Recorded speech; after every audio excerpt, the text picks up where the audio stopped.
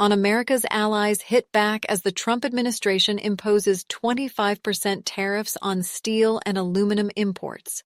Trump eased off of an earlier threat to raise those tariffs to 50% for Canada, with the Commerce Secretary set to meet Ontario's Premier Thursday.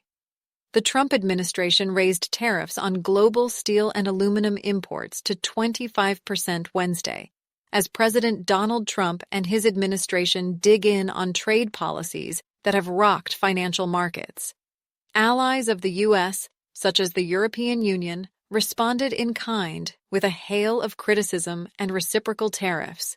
The EU announced retaliatory tariffs early Wednesday on $28 billion worth of a wide range of U.S. goods imported to Europe, such as boats, motorbikes, and alcohol. The European reaction echoed that of Canada, another of America's traditional close allies and trading partners, on which Trump had already imposed a 25% metals tax. New tariffs were briefly expected to go even higher for Canada, the top U.S. export market. President Donald Trump said Tuesday they would jump to 50% in response to Ontario Premier Doug Ford's threat to impose a 25% surcharge on electricity imports into the United States to match the initial U.S. hike. A conversation between Ford and Commerce Secretary Howard Lutnick prevented this, though, with Trump indicating a doubling of U.S. tariffs for Canada was no longer likely. In a joint statement with Lutnick posted on X, Ford said they would meet Thursday alongside the U.S. Trade Representative to discuss renewing the U.S.-Mexico-Canada Free Trade Act. In a Truth Social post Monday, Trump called Canada a longtime tariff abuser, going beyond his metals threats to say that the United States is not going to be subsidizing Canada any longer, and that we don't need your cars, we don't need your lumber, we don't your energy, and very soon you will find that out. Other longtime U.S. allies also failed to escape. Australia, which had been hoping for the same exemption from steel and aluminum tariffs it received during the first Trump administration, said it would not retaliate. Australian Prime Minister Anthony Albanese called the tariff entirely unjustified, but added that imposing reciprocal tariffs would only push up prices for Australian consumers, and that Australia would impose no new tariffs on U.S. goods. Perhaps the sharpest response came from China, the world's largest steel producer and second-largest economy, which had already been slapped with a 20% blanket tariff on Trump's return to office and announced new tariffs in return. Beijing's foreign ministry accused the U.S. of violating World Trade Organization rules and said it would take all necessary measures to protect its rights and interests. No one wins in a trade war or a tariff war, a view widely shared by the international community, spokesperson Mao Ning said at a media briefing. President Trump announced the tariffs last. America's Asian allies in South Korea and Japan, both major steel producers, were also hit. South Korea, which Trump singled out in his address to Congress last week over its tariff policies, is scrambling to minimize the impact of U.S. tariffs on its domestic industries. Trade Minister Cheong In-kyo's office said Wednesday he will be in Washington for 2 days, starting Thursday for tariff discussions. Yoshimasa Hayashi, the Japanese government's top spokesperson, told reporters in Tokyo it was regrettable that the new U.S. tariffs had been imposed without excluding Japan.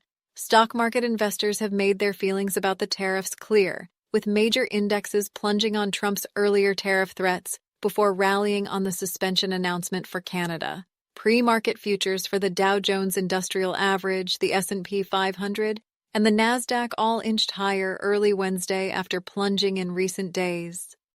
Aside from steel and aluminum, Trump on Tuesday called on Canada to drop its duties on U.S. dairy products and threatened to substantially increase tariffs on cars imported into the United States if Canada did not drop other egregious long-time tariffs. Month and the White House said Wednesday that there would be no exceptions.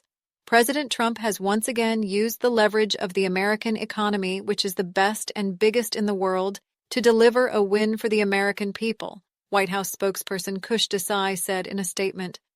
Calling the new U.S. tariffs unjustified, The European Commission said that the levies would kick in on April 1st, with additional countermeasures introduced in mid-April.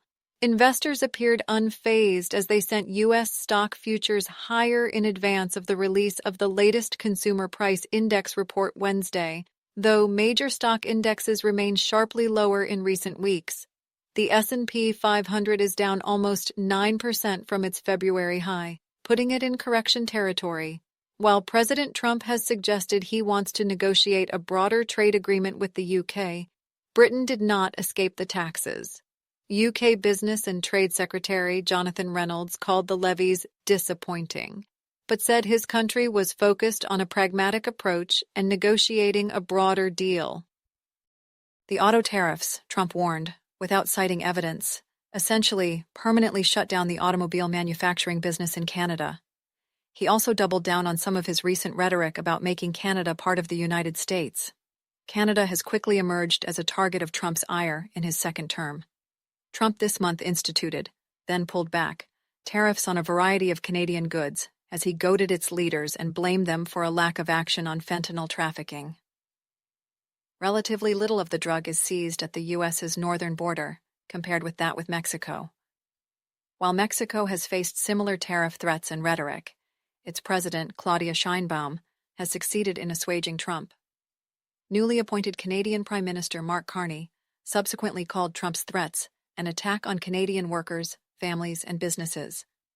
He said Canadian tariffs on U.S. goods would remain until the Americans show us respect and make credible, reliable commitments to free and fair trade.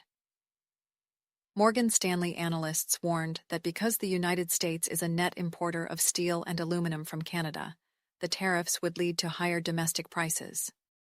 Thank you for watching. Please like and subscribe for more breaking news.